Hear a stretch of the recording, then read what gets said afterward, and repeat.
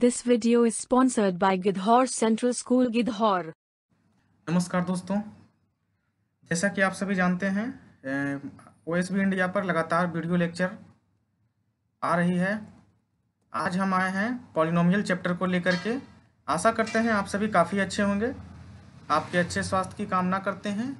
ठीक है, तो आज हम पढ़ेंगे पॉलिनोमियल चैप्टर क्लास 9th में पॉलिनोमियल चैप्टर को पढ़ेंगे। ठीक है, तो सबसे पहले हम चलेंगे पॉलिनोमियल के डिफिनेशन पे। पॉलिनोमियल के डिफिनेशन पे आएंगे तो व्हाट इज पॉलिनोमियल, अगर ऐसा क्वेश्चन बनता है तो आप इस डिफिनेशन पे ध्यान देंगे। ठीक है, पॉलिनोमियल होता क्या है? A polynomial can have constants, variables and exponents that can be combined using addition, subtraction, multiplication and division. देखिए, एक पॉलिनोमियल जो होता है उसमें क्या होता है, कॉन्स्टेंट समझ रहे होंगे, जैसे कि कोई भी न्यूमेरिकल वैल्यू आपका हो गया 1 2 3 4, मतलब इस तरह का कोई भी न्यूमेरिकल वैल्यू। वेरिएबल्स जो x y z ये सारा वेरिएबल्स आता है, और एक्सपोनेंट जैसे कि पावर वगैरह जो हो गया है ना, x स्क्वायर, x क्यूब, ये सारा चीज़ जो हो गया। तो एक पॉलिनोमियल जो है वो तीन चीज़ से मिलके बनता है, कांस्टेंट, वेरिएबल और एक्सपोनेंट से मिलके बनता है। अच्छा, ये जो मिलता है ये इसे मिलाता कौन है? इसे मिलाने के लिए यूज करते हैं मैथमेटिकल ऑपरेशन का। तो वो कौन कौन सा मैथमेटिकल ऑपरेशन है जो जिसके वजह से मतलब जो मिलके एक पॉलिनोमियल को बनाता है? तो यहाँ पे 4 मैथमेटिकल ऑपरेशन का हमने जिक्र किया है। ठीक है, 4 मैथमेटिकल ऑपरेशन का जिक्र किया है। तो वो मैथमेटिकल ऑपरेशन है addition, subtraction, multiplication and division. ठीक है, तो एडिशन, सब्सट्रैक्शन, मल्टीप्लिकेशन और डिवीजन, इन 4 मैथमेटिकल ऑपरेशन के माध्यम से हम एक पॉलिनोमियल को बना सकते हैं, मतलब एक कंस्ट्रक्शन उसका तैयार कर सकते हैं। ठीक है, लेकिन इतना पढ़ लेने से पॉलिनोमियल में काम नहीं चलेगा। कुछ केस है जिसको याद रखना होगा पॉलिनोमियल के लिए।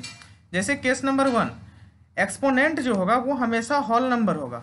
ठीक है, जैसे कि आप नीचे वाले एग्जांपल में यहाँ आप देख रहे हैं QX बराबर है 4x पे पावर क्यूब।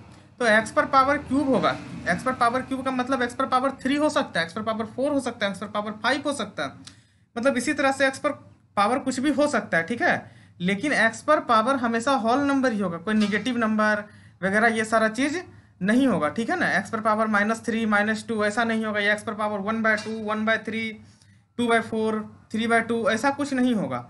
ठीक है, उसके बाद पॉलिनोमियल जो होता है, पॉलिनोमियल में नंबर ऑफ टर्म जो होता है वो फाइनाइट होता है। तो आशा करते हैं इतना समझ में आया होगा। अब उसके बाद हम आते हैं नेक्स्ट टर्म पे। We can denote any polynomial in the form of px, qs etcetera, मतलब किसी भी पॉलिनोमियल को हम px के फॉर्म में, qx के फॉर्म में डिनोट करते हैं। फॉर एग्जांपल, अगर वन वेरिएबल्स का पॉलिनोमियल है तो वहाँ पे अगर 1 वेरिएबल्स के पॉलिनोमियल्स में अगर सिर्फ एक वेरिएबल्स मेरा x है तो हम उसको डिनोट करेंगे px से। अगर यहाँ वेरिएबल्स y होता तो इसको डिनोट करते हैं हम py से। अच्छा, कभी कभी एक ही क्वेश्चन में 2 से 3 वेरिएबल्स का जिक्र, मतलब 2 से 3 पॉलिनोमियल्स का जिक्र हो जाता है। जब 2 से 3 पॉलिनोमियल्स का जिक्र हो जाता है तो एक पॉलिनोमियल्स को हम px मान सकते हैं, दूसरे को qx मान सकते हैं, तीसरे को rx मान सकते हैं, fx भी मान सकते हैं। ठीक है ना, तो मतलब ये बात समझ में आ रहा है कि एक नाम है। ठीक है, किसी भी पॉलिनोमियल्स का एक नाम रख सकते हैं हम, है ना, px, qx, इस तरह से उसका नाम रख सकते हैं। नेक्स्ट आता है डिग्री ऑफ पॉलिनोमियल पे आते हैं। डिग्री ऑफ पॉलिनोमियल क्या होता है? डिग्री ऑफ पॉलिनोमियल क्या होता है? ठीक है, तो देखिए इसके डिफिनेशन पे ध्यान दीजिएगा। Degree of polynomial in 1 variables, चूंकि हमें क्लास 9 में 1 वेरिएबल्स वाले पॉलिनोमियल पे ही स्टडी करनी है। ठीक है, तो degree of a polynomial in 1 variables is the highest power of the variable in the algebraic expression. For example in the following equation. तो यहाँ पे आप एक इक्वेशन देख रहे हैं 2x क्यूब 2x + 4। तो इस इक्वेशन में किस टर्म में वेरिएबल्स का पावर सबसे ज़्यादा है?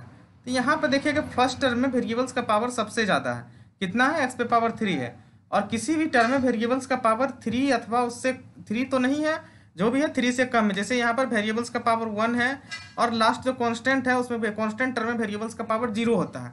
ठीक है, तो यहाँ तक बात समझ में आ रहा होगा। तो यहाँ सबसे ज़्यादा पावर यहाँ पर है 3 है।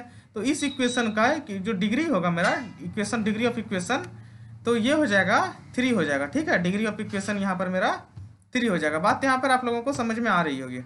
The highest power of A variables is equation, variable in the equation, that is the highest power of variable in the equation, मतलब किसी भी इक्वेशन में या पॉलिनोमियल में जो सबसे हाईएस्ट पावर होता है उसे ही डिग्री ऑफ पॉलिनोमियल हम लोग बोलते हैं।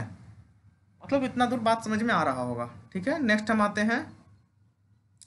अब देखिए डिग्री ऑफ पॉलिनोमियल अगर आपको पता चल गया तो उसके बाद हमको पढ़ना होता है linear polynomial, quadratic polynomial, cubic polynomial and many more. मतलब इस तीन पे जानकारी तो होना ही चाहिए। तो लिनियर पॉलिनोमियल क्या है? एक ऐसा पॉलिनोमियल, ठीक है। अच्छा यहाँ पे ध्यान देंगे आप, यहाँ डिग्री ऑफ इक्वेशन लिखा गया है, यहाँ पे डिग्री ऑफ ए पॉलिनोमियल आपको इस पे ध्यान देना है। ठीक है, ये डिग्री ऑफ द पॉलिनोमियल इसको पढ़ना है। इक्वेशन में भी यही होता है, डिग्री ऑफ इक्वेशन जब पढ़ेंगे तो इक्वेशन में भी जो डिग्री होता है वो भी इसी तरह से डिफाइंड होता है। यहाँ पे जहाँ पे इक्वेशन है इसे पॉलिनोमियल हम लोग पढ़ेंगे। ठीक है, आ रही होगी बात समझ में, है ना। इक्वेशन के लिए भी यही चीज़ है, कोई दिक्कत नहीं है। पॉलिनोमियल के लिए पॉलिनोमियल लिखेंगे। ठीक है, लिनियर पॉलिनोमियल क्या होता है?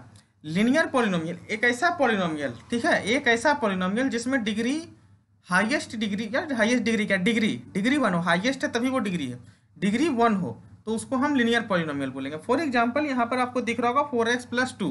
4x+2 जो है उसमें क्या है, हाईएस्ट पावर मेरा 1 है तो इसे हम लिनियर पॉलिनोमियल बोलेंगे। उसी तरह से मेरा क्वाड्रेटिक पॉलिनोमियल आया। क्वाड्रेटिक पॉलिनोमियल में मेरा हाईएस्ट डिग्री क्या है, ये 2 है, तो जब हाईएस्ट डिग्री 2 हो तो उसे क्वाड्रेटिक पॉलिनोमियल बोलेंगे। उसी तरह जब डिग्री जो हो यहाँ पे 3 हो जाए तो उसे क्यूबिक पॉलिनोमियल बोलते हैं। बात समझ में आ रही होगी। यहाँ पर हमने हाईलाइटेड पॉइंट एक लिया, the degree of a non zero constant polynomial is 0। मतलब कि किसी भी पॉलिनोमियल में जो नॉन जीरो कॉन्स्टेंट पॉलिनोमियल होता है, जैसे 4 हो गया, 5 हो गया, कोई भी नंबर जो है, तो कोई भी नंबर होल नंबर या कोई भी नंबर जीरो को छोड़ के नॉन जीरो कांस्टेंट, तो जीरो को छोड़ के जो भी कांस्टेंट होता है उसका जो डिग्री होता है वो 0 होता है। इस बात पे ध्यान रखना है। ठीक है, नेक्स्ट हम आते हैं कोफिशिएंट पे। What is coefficient? A numerical और constant quantity placed before and multiplying the variables in the algebraic expression. देखिए किसी भी अलजेब्रिक एक्सप्रेशन को जब हम लिखते हैं, फॉर एग्जांपल यहाँ 6x² यहाँ पे जब हम लिए हैं तो यहाँ पर जो कांस्टेंट टर्म जो मल्टीप्लाई हुआ है 6x² में कांस्टेंट टर्म 6 से मल्टीप्लाइड है, तो 6 से जो मल्टीप्लाइड है यही जो 6 है ना, यही कोफिशिएंट है। ठीक है, मेरी बात को आप समझ रहे होंगे। ये 6x² में जो 6 मल्टीप्लाइड किया हुआ है यही 6 जो है कोफिशिएंट है। ठीक है, आशा करते हैं यहाँ तक समझ में आ रहा होगा। नेक्स्ट आते हैं monomials, binomials and trinomials. Monomials क्या होता है? देखिए टर्म हम यहाँ पे डिफाइन करना नहीं चाहें क्योंकि टर्म के बारे में क्लास 8 में आप लोग पढ़े होंगे। ठीक है, वैसा कोई बहुत बड़ा चीज़ नहीं है टर्म, है ना। एडिशन के माध्यम से जो होता है एक टर्म जो होता है डिवाइड होता है।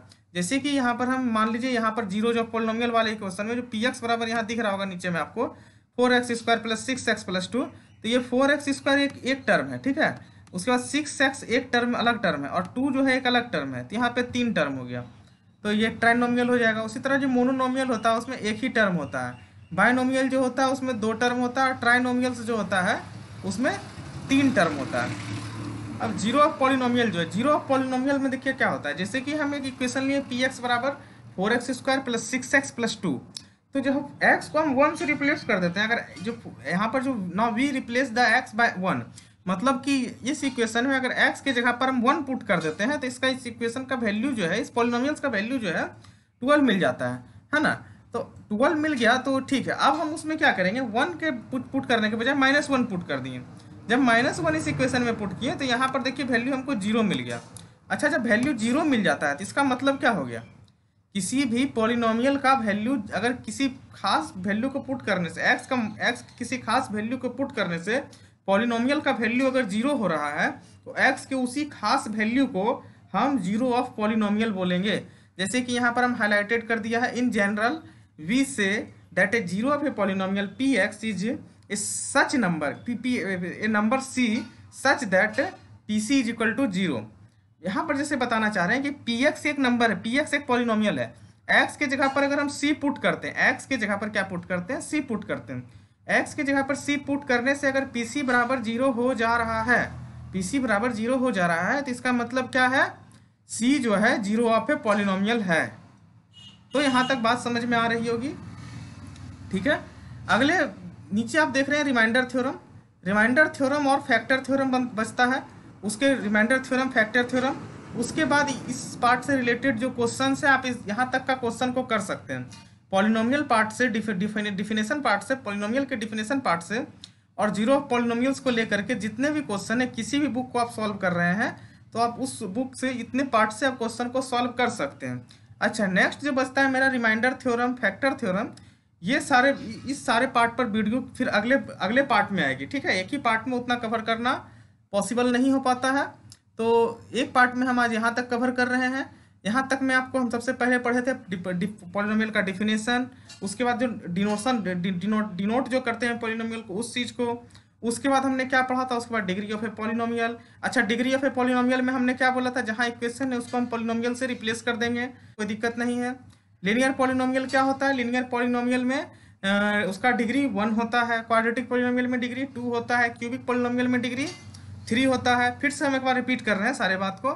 अच्छा, एक non zero constant polynomial, non zero constant polynomial कौन सा नंबर होता है, जैसे कि कोई भी नंबर जीरो को छोड़ के 2, 3, 4, 5, 6, -2, -3, -4, -1/2, -2/3, -4/2, -4/2 तो 2 के बराबर हो गया, -2 यानी कि, ठीक है।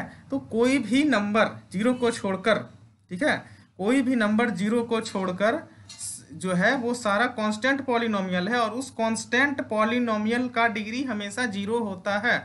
क्यों जीरो होता है, देखिए मान लीजिए कोई नंबर 4 है, तो 4 को हम कैसे लिख सकते हैं, 4 × 1, और 4 × 1 बराबर क्या होगा, 4 × x पर पावर 0 लिख सकते हैं। अच्छा, x पर पावर 0 लिखे तो यहाँ पर डिग्री क्या हो गया, 0 हो गया। बात समझ में आ रही होगी। नेक्स्ट कॉफिशिएंट था, कॉफिशिएंट में भी वही बात था कि कॉफिशिएंट में क्या बात था कि किसी भी जो मतलब कि एक न्यूमेरिकल और कांस्टेंट न्यूमेरिकल या कांस्टेंट क्वांटिटी को मल्टीप्लाई करते हैं वेरिएबल्स के साथ, तो जो कांस्टेंट क्वांटिटी होता है, जैसे कि यहाँ 6x² में 6 जो है, यही कॉफिशिएंट है मेरा। मोनोमियल्स में मतलब हो गया नंबर ऑफ टर्म कितना है, मान लीजिए कि किसी पॉलिनोमियल्स में एक ही टर्म है, तो अगर एक ही टर्म है तो वो मोनोमियल्स हो जाएगा, अगर 2 टर्म है तो बाइनोमियल्स हो जाएगा, अगर 3 टर्म है तो ट्राइनोमियल्स हो जाएगा। यहाँ तक समझ में आ रहा है। जीरो पॉलिनोमियल में क्या बोले थे, in general we say that a zero of a polynomial px is a number c such that pc is equal to 0। px की जगह में px जो है पॉलिनोमियल, वहाँ x की जगह पर c पुट करते हैं, और pc का वैल्यू अगर 0 हो जाता है तो हम c को जीरो ऑफ ए पॉलिनोमियल बोल सकते हैं। तो यहाँ तक से आप लोग सारे क्वेश्चन को सॉल्व करेंगे और सॉल्व कर सकते हैं। किसी प्रकार की समस्या होने पर आप कमेंट बॉक्स में चैट कर सकते हैं, चैट बॉक्स का यूज कर सकते हैं, कमेंट बॉक्स पर कमेंट कर सकते हैं, आपके कमेंट पर रिप्लाई किया जाएगा, ठीक है। और चैनल को सब्सक्राइब अगर अभी तक नहीं किए हैं तो आप जरूर सब्सक्राइब कर लें, बेल आइकन को दबा दें ताकि मेरे नए नए वीडियो का नोटिफिकेशन आपको मिलते रहे, है ना। नए नए नोटिफिकेशन वीडियो का मिलते रहेगा, तो कोई भी वीडियो छूटेगा नहीं। वीडियो पसंद आए तो लाइक ज़रूर कर देना, ठीक है, आपके लाइक से हमें मोटिवेशन मिलती है। और इसी के साथ हम अपने इस लेक्चर को रोकते हैं, अगले पॉलिनोमियल के अगले पार्ट में फिर मिलेंगे। अगले पार्ट में हम रिमाइंडर थ्योरम को देखेंगे, और रिमाइंडर थ्योरम के साथ साथ फैक्टर थ्योरम को देखेंगे, ठीक है। और मिलते हैं फिर अगले वीडियो में, तब तक के लिए